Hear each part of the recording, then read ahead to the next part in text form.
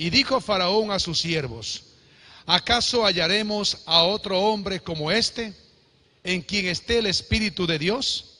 Y dijo Faraón a José: pues que Dios te ha hecho saber todo esto, no hay entendido ni sabio como tú.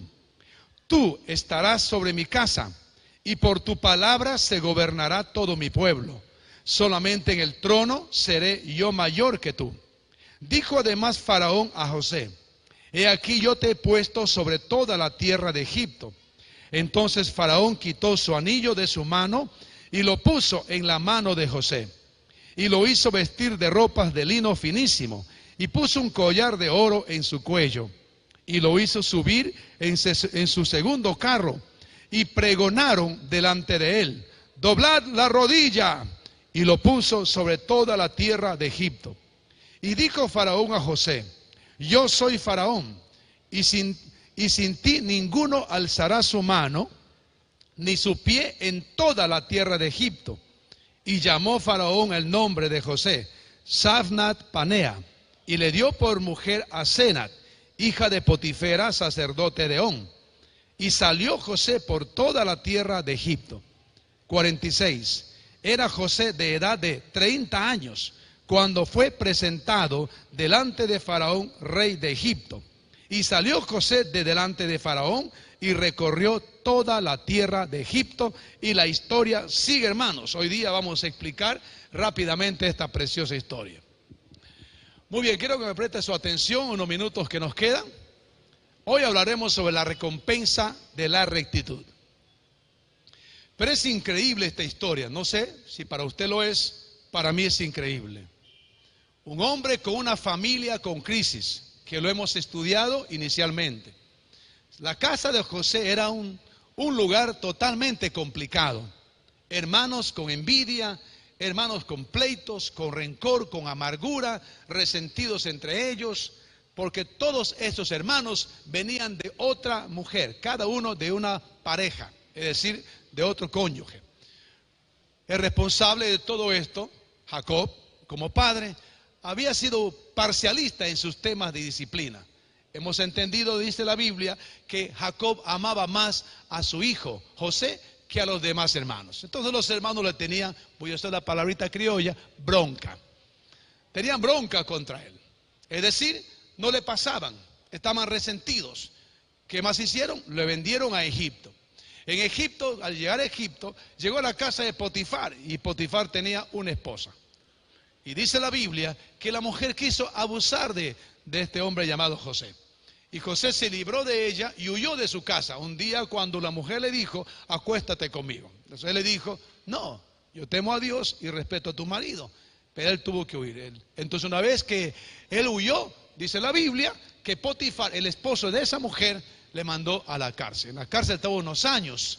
Y después de unos años que estaba en la cárcel José, alguien dice que le dice al faraón que hay un hombre en la cárcel que me reveló mi sueño. Ese era el copero, porque el copero fue restituido al gobierno del faraón por el sueño de José. Y Dios tenía un plan grande. Y el faraón le hace llamar a José para que le revele sus sueños, porque el faraón no podía dormir, tenía ciertos problemas. Esa es parte de la historia, y hoy día vamos a hablar la recompensa a su fidelidad. Quiero preguntarle: ¿cómo asume usted cuando tiene un problema? Eso, la pregunta lo hicimos en el primer turno. Cuando tenemos un problema, probablemente nos esperamos. Queremos la solución inmediata. Alguien se enfermó y queremos el médico inmediato. Tenemos una crisis conyugal, queremos una solución rápida.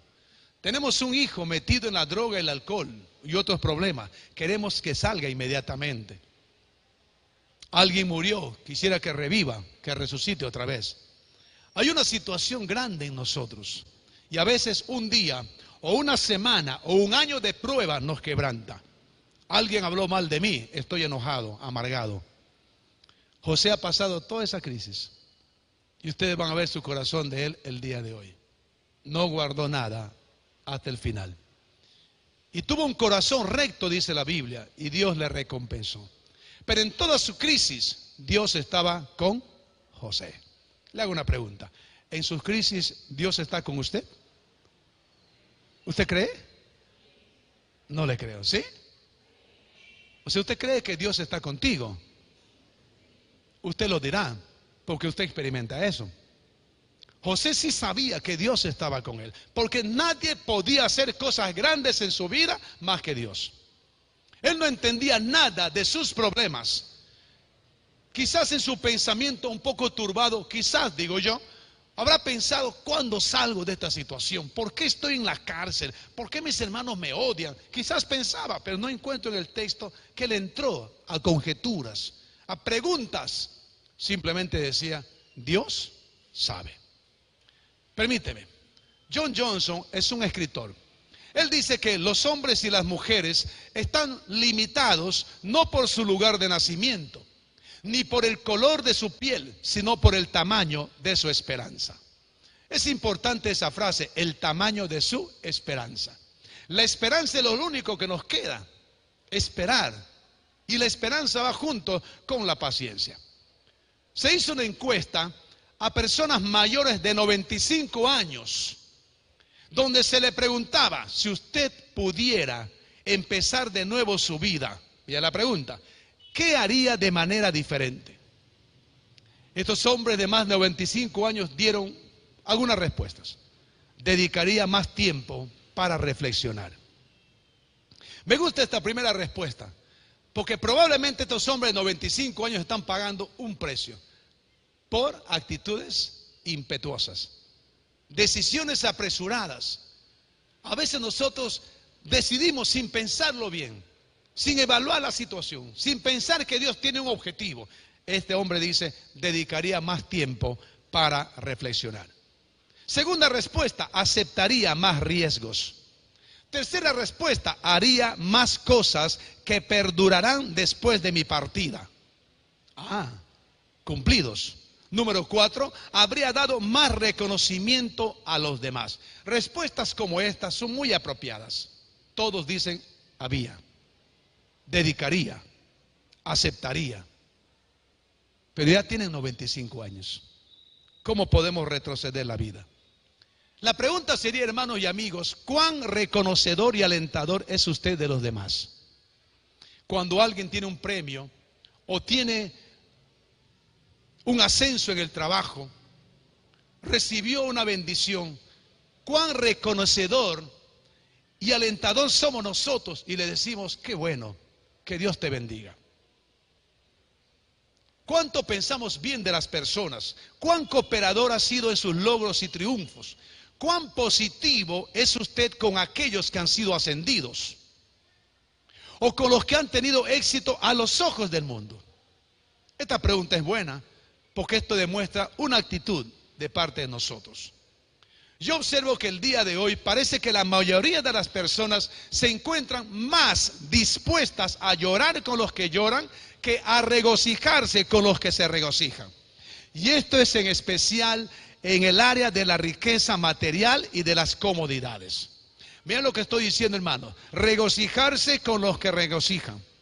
Por naturaleza, cuando una persona tiene éxito y tiene mucho dinero, probablemente murmuramos y decimos: ¿cómo habrá tenido dinero?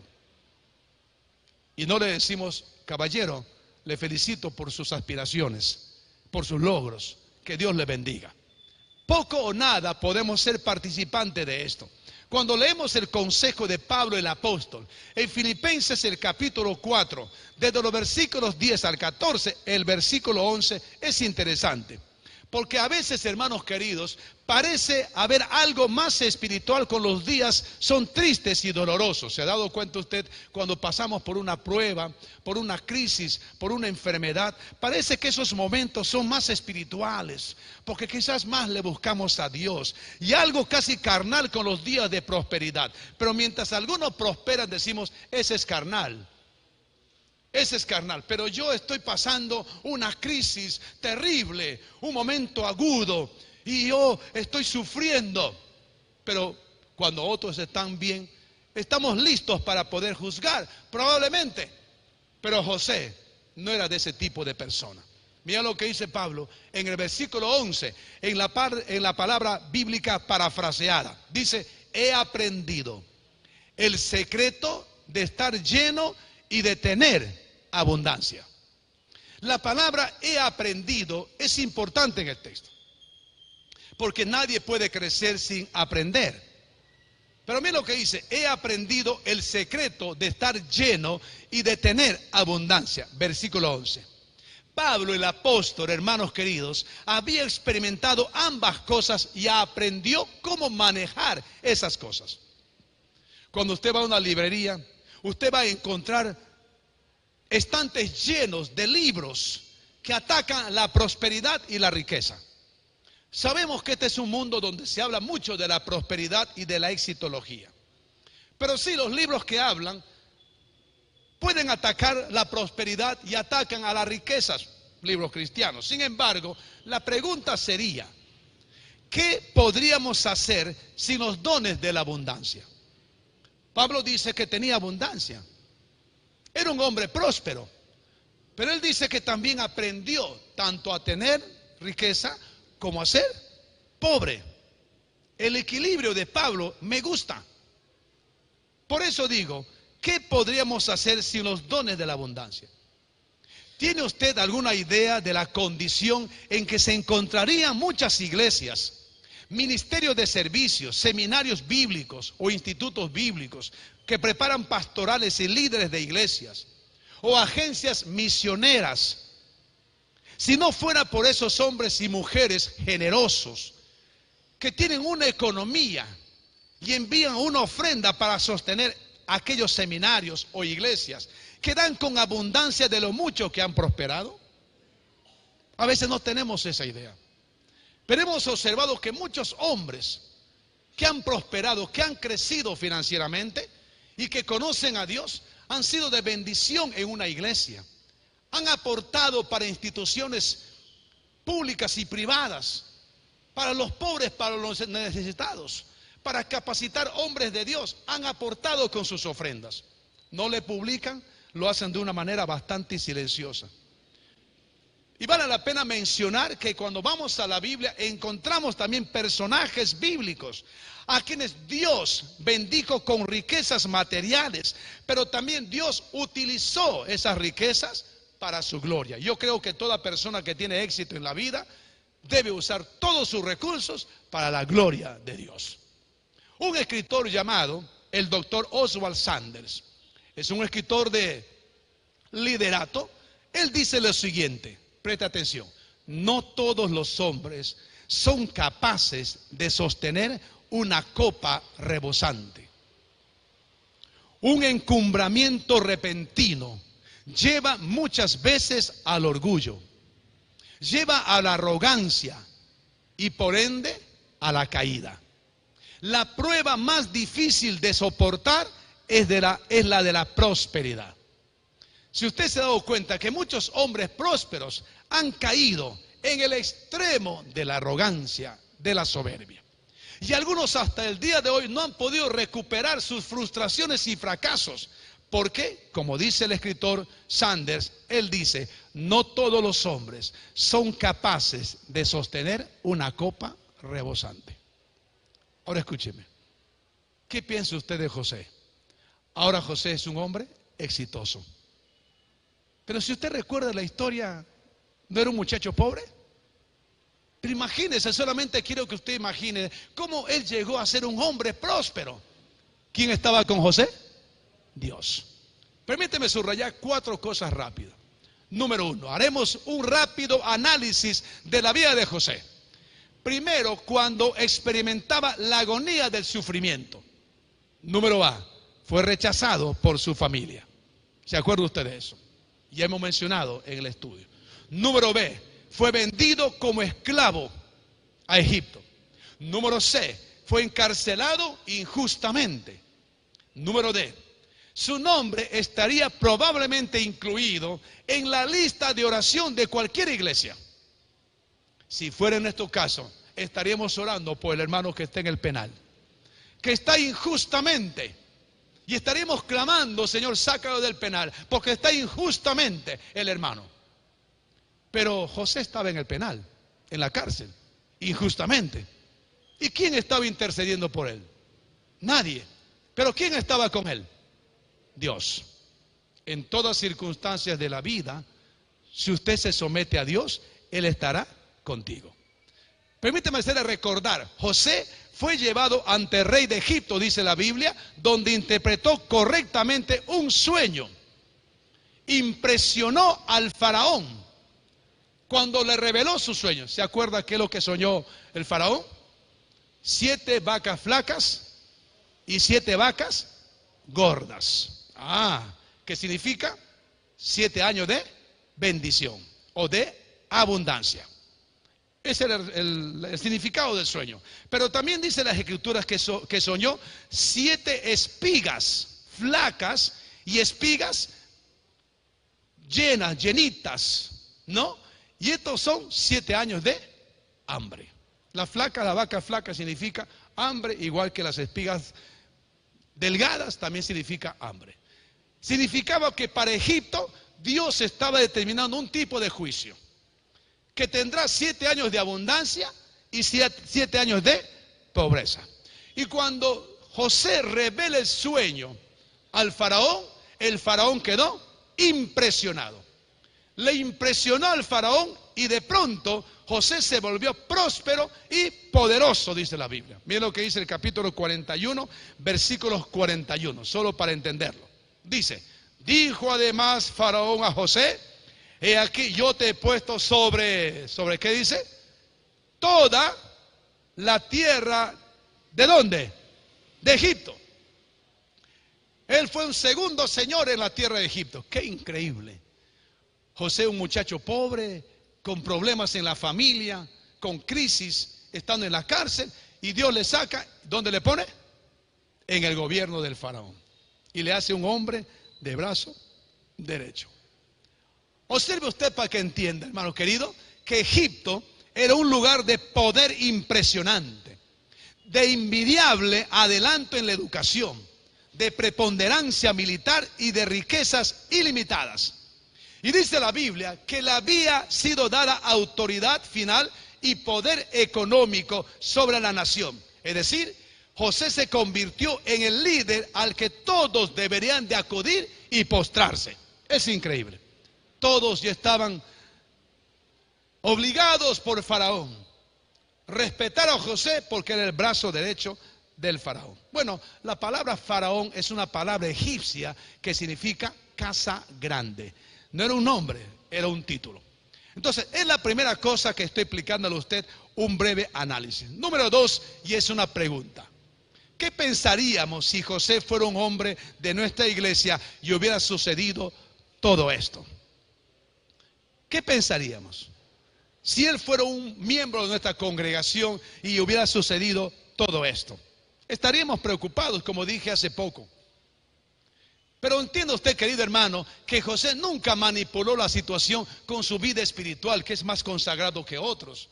Él no decía yo estoy lleno del Espíritu Santo. No se jactaba de lo que Dios hacía. Simplemente que los hombres, en este caso el faraón, el copero, el panadero y todos los que estaban en la cárcel, veían en José la presencia de ¿quién? De Dios. En su vida, porque José amaba al Señor. Entonces José no manipuló la situación. La prosperidad personal no era algo que lo hacía perder el sueño.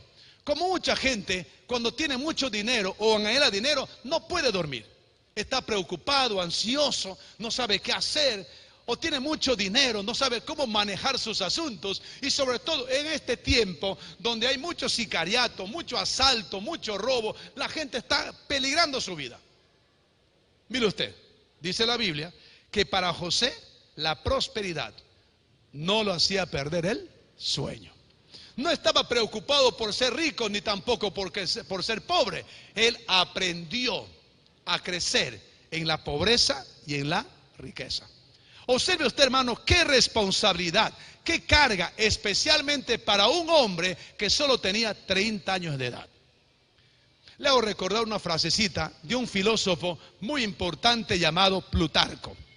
Plutarco dijo unas frases muy importantes. Él dijo, la autoridad y la posición muestran y ponen a prueba el carácter de los hombres, al agitar cada pasión y exhibir todas sus fragilidades.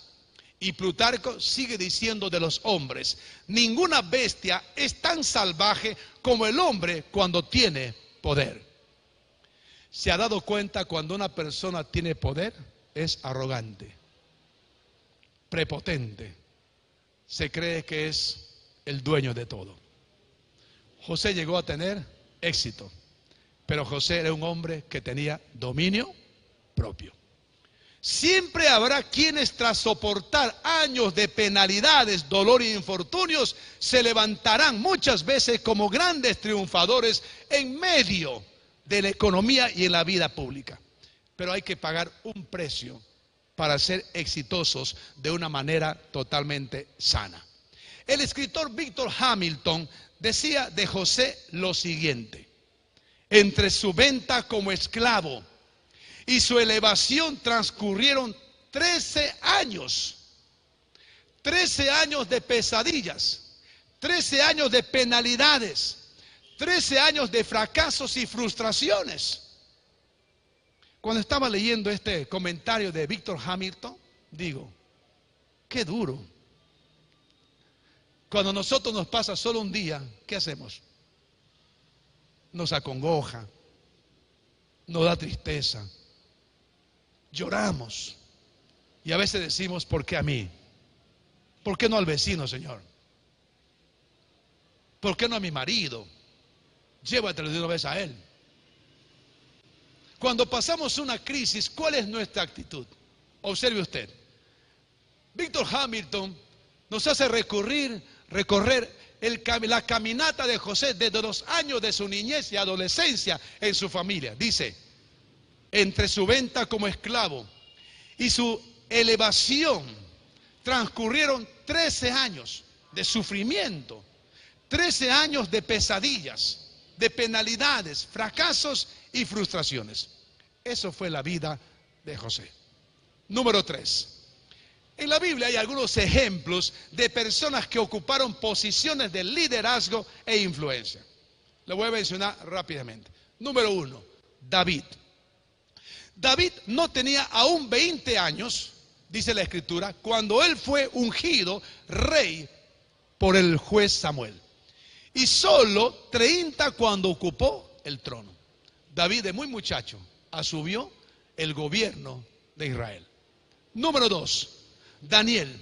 Cuando Daniel fue escogido por el rey Nabucodonosor por ser uno de los principales de su corte, Daniel era todavía un adolescente. Número 3, Josías es un rey de Judá. Él tenía 8 años cuando comenzó a reinar en Judá. Número 4 ejemplo, la Virgen María, dice la Escritura, y los historiadores dicen que la Virgen María era todavía una adolescente cuando dio a luz al niño Jesús. Número 5, Charles Spurgeon era un predicador de gran influencia y poder. Dice la Biblia que cuando él tomó el púlpito, él tenía 20 años. Y dice la Escritura que el público no alcanzaba en el auditorio y esperaban en grandes colas en la calle para entrar a un segundo culto, porque Charles Spurgeon influenciaba mucho con la palabra de Dios. Todos ellos habían llegado, hermanos queridos, a lo más alto de su carrera y habían acariciado la gloria de su carrera. Todos estos hombres que les estoy mencionando. Y gracias a Dios, dice la Biblia, lo hicieron con mucha humildad. Jesús interviene en una discusión de sus discípulos para hacerle ver quién es verdaderamente un exitoso. En el capítulo 9 de Marcos, versículos 33 al 35, mira lo que dice el texto. El Señor estaba ahí escuchando la discusión de unos discípulos acerca de algo que usted y yo debemos entenderlo. Dice, y llegó a Capernaum, y cuando estuvo en casa, les preguntó, ¿qué disputabais entre vosotros en el camino? 34, mas ellos callaron, porque en el camino habían disputado entre sí. ¿Cuál era la disputa? ¿Quién había de ser el mayor? La gente estaba peleando, los discípulos estaban peleando. ¿quién debe ser el mayor? Interesante el texto. El versículo 35 dice el texto: entonces él se sentó y llamó a los 12 y les dijo: si alguno quiere ser el primero, será el postrero de todos y el servidor de todos. Interesante, hermanos queridos. Cuando uno tiene algo que demostrar, la sencillez y la humildad es un precio que hay que pagar. Pero para pagar la sencillez necesitamos pasar por experiencias muchas veces duras, como el caso de José. Número 4. En este capítulo observamos a dos hijos de José que tenían una conciencia tranquila. No sé si usted recuerda, siempre hemos hablado de la conciencia. Hay conciencia buena, conciencia limpia, conciencia sana, conciencia intranquila. En este caso, José tenía una conciencia tranquila. ¿Sabe usted lo que significa tener conciencia tranquila? Una persona que tiene conciencia tranquila duerme bien, tiene pensamientos sanos, no tiene pensamientos turbados, no tiene ligereza al hablar, no es apresurado en criticar. Uno que tiene conciencia tranquila tiene paz consigo mismo. No es juicioso negativamente. Es una persona que aprende a crecer en la vida. Observe usted. José tuvo dos hijos. El primer hijo se llamaba Manasés. Y dice la Biblia, la palabra Manasés viene de la raíz hebrea Menashe, que significa olvidar. ¿Qué significa Manasés? Olvidar. ¿Qué significa Manasés? Olvidar. Era su primer hijo. Olvidar.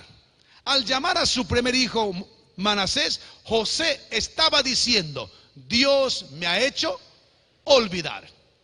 ¿Qué significa la palabra? Dios me ha hecho olvidar. La pregunta sería: ¿olvidar de qué? ¿Qué tenía que olvidar José? ¿Su historia? ¿Usted cree que José estaba amargado ahí? No. Sin embargo, él, la historia de su familia lo había dejado atrás. Escúcheme bien lo que le voy a compartir. Y hermanos, y esto no es simplemente una prédica, es una enseñanza para usted y para mí. Le voy a decir, hay mucha gente que hasta el día de hoy no puede recuperar sus valores emocionales. No puede sanarse de experiencias dolorosas. Nos cuesta, y permíteme explicarle esto. Dice que Manasés significa olvidar. ¿Qué está diciendo José? Dios me ha hecho olvidar. Consejo número 1. Lo primero que tienes que hacer cuando Dios te saque de la prueba, porque Dios te va a sacar de la prueba. Si usted se pregunta, ¿cuándo? Yo no lo sé. Pero si Dios te saca de la prueba, lo primero que debemos hacer, cuando nos saca de la situación, de la angustia, es olvidar.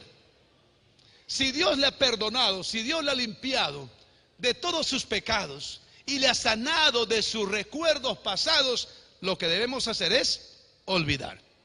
Olvidar también significa cortar todo lo que te ata al pasado. Dos palabras claves: cortarlo y olvidarlo.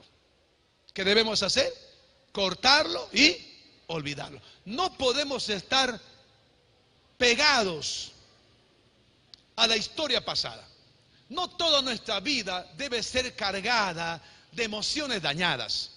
Debemos olvidarnos, cortarlo y olvidarlo. Por eso quiero hacer recordar, cuando reconoces que Dios te cuidó, cuando te cubrió y finalmente te rescató, no tiene sentido, hermano querido, de vengarse. No tiene sentido que sigas amargado. No tiene sentido que sigas resentido y quejándote por todo. Si Dios te ha librado, si Dios te ha perdonado, si Dios te ha limpiado, reitero, no tiene sentido que sigas amargado, que sigas resentido y quejándote por todo. Le hago recordar otra vez.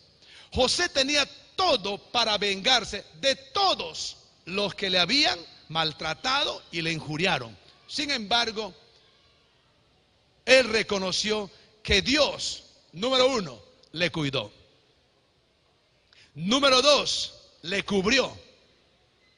Y número 3, le rescató. Si Dios hizo muchas cosas en la vida de José, la pregunta sería, ¿qué sentido tenía recordar el pasado? Nada. No te ayuda. Entonces estamos hablando, yo debo olvidar y dejar la historia atrás. Dios tiene una promesa para todos nosotros. En Joel, en el capítulo 2, versículos 25 al 27, dice en una versión parafraseada que tengo, dice así: el Señor dice, les devolveré lo que perdieron. A causa del pulgón, el saltamontes, la langosta y la oruga. Estos animales eran comunes en Israel, destructores de los sembríos. Ustedes han escuchado de la langosta, que vienen por millares y limpian todo una chacra, una huerta de frutos. Y estos eran enemigos de Israel en ese tiempo. Entonces, ¿qué está diciendo Dios? Les devolveré lo que perdieron, y menciona los nombres. Y después dice, fui yo quien envió ese gran ejército destructor en contra de ustedes. Dios está diciendo eso. 26. Volverán a tener toda la comida que deseen y alabarán al Señor su Dios, que hace esos milagros para ustedes. Nunca más mi pueblo será avergonzado. Versículo 27. Entonces sabrán que yo estoy en medio de mi pueblo Israel, que yo soy el Señor su Dios y que no hay otro. Nunca más mi pueblo será avergonzado.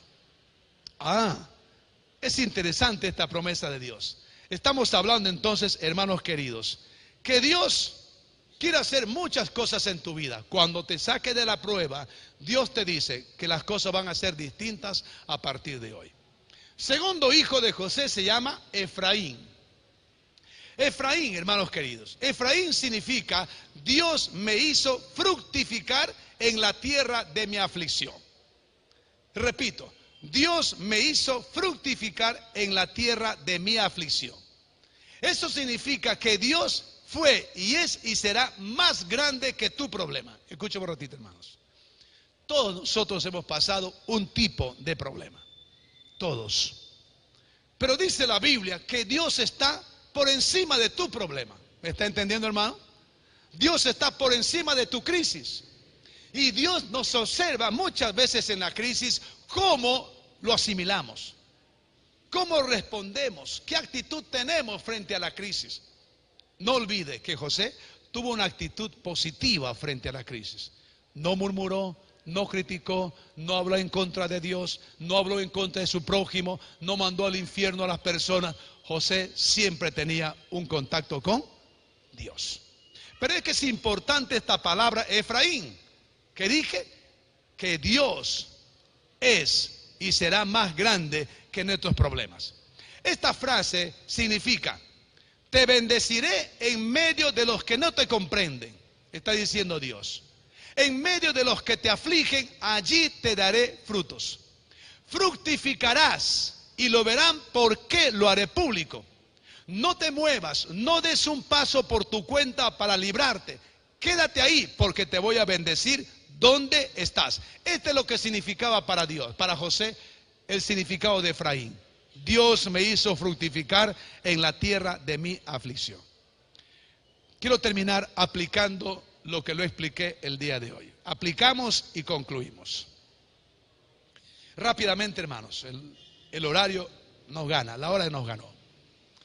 Si tenemos que hacer un análisis retrospectivo de los años dolorosos pasados de la vida de José y estar de acuerdo con las recompensas que Dios derramó en su seno, podemos mencionar algunos principios útiles, aplicables a nuestro tiempo. Primer principio: las largas aflicciones no tienen por qué desanimarnos. Este es muy bueno. Y yo también estoy aprendiendo juntos con ustedes. Recuerdo que mi padre tenía un cáncer de leucemia. El médico le detectó cáncer de leucemia. Mi mamá se puso triste y dijo, Vicente, ¿qué haremos? Mi papá le contestaba, Rogelia, todo está bajo el control de Dios. Mi papá, cuando se quedaba en casa, porque era un viejo discipulador, un hombre que en su ancianidad y en su edad adulta él salía a evangelizar, a visitar a los nuevos creyentes. Cuando él no salía, sus piernas se le hinchaban. Y cuando él salía, sus piernas estaban sanas. ¿Me está entendiendo? Cuando él se quedaba en casa enfermo, sus piernas se le hinchaban y no podía ni moverse. Pero cuando él salía a visitar o evangelizar, sano. Tengo que decirle algo.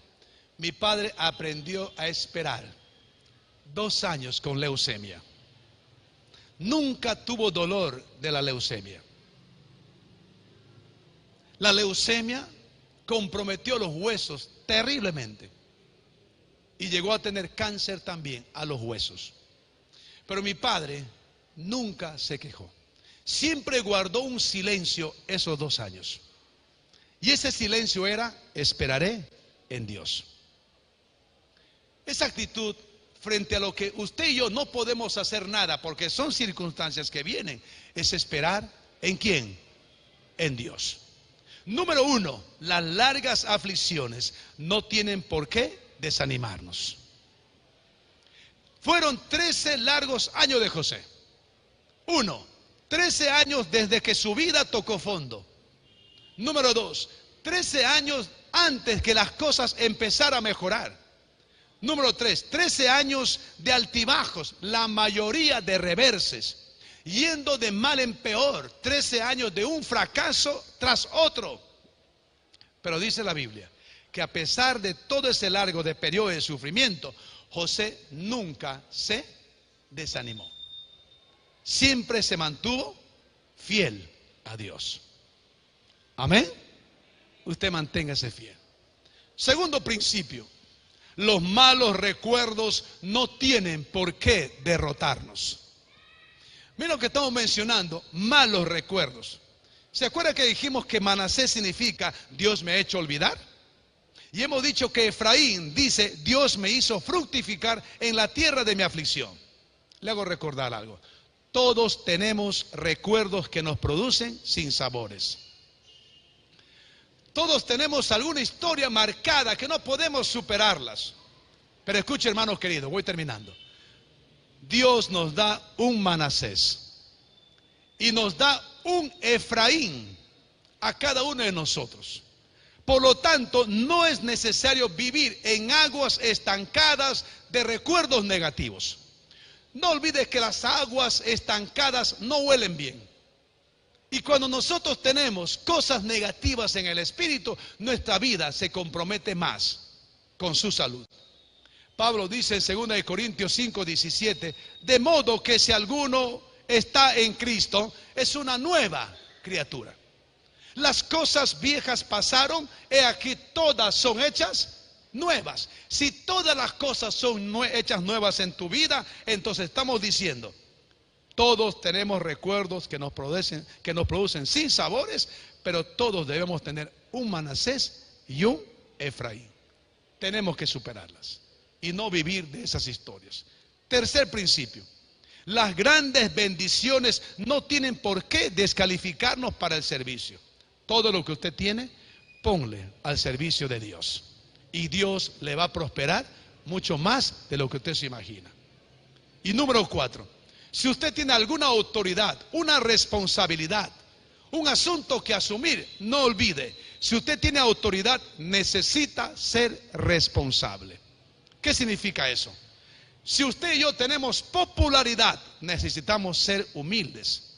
Y si tenemos prosperidad, necesitamos tener integridad. Dice la Biblia que José tuvo gran prosperidad, pero un hombre íntegro. Ha cuidado su corazón. Y hermanos queridos, José sobrevivió todas estas pruebas. ¿Por qué sobrevivió? Porque pudo esperar ¿en quién? En Dios. Él quiso entender la situación y Dios en el tiempo le explicó lo que tenía para él: grandes cosas reservadas. Amén. Su vida de José estaba en las manos ¿de quién? De Dios. En ningún momento José se apartó de Dios. Las escrituras dicen que Dios estaba con José y José estaba con Dios. Incline su cabeza y terminamos orando.